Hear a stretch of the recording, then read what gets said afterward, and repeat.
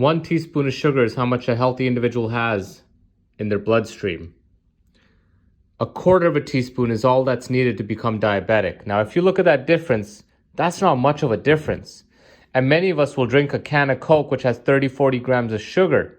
But our body is tightly regulated, where it doesn't allow that blood sugar to stay up at that much amount where it combines together.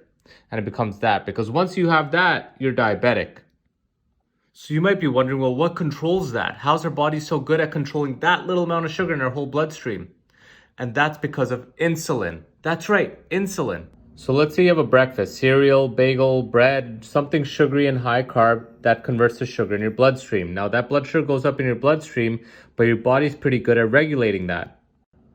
So your body releases insulin to bring down that blood sugar. The blood sugar comes crashing down, but the insulin doesn't come down that quick. It ends up floating around. Now this is the period where you get hungry because now your body cannot burn fat for fuel.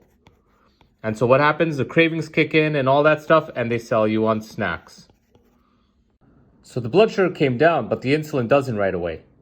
So your blood sugar could be perfect, but insulin could be creeping up for years way before your blood sugar starts to go up. Then your insulin gets maxed out, where now the blood sugar is no longer coming down either. And that's called type 2 diabetes. So you might be wondering, well, what's that high insulin do? Well, check this. Constantly hungry, cravings for sugar and salt, migraines, aches and pains, fatigue, and that leads to all these other issues. You know what the crazy thing is? The food industry and everyone's got you focusing on calories.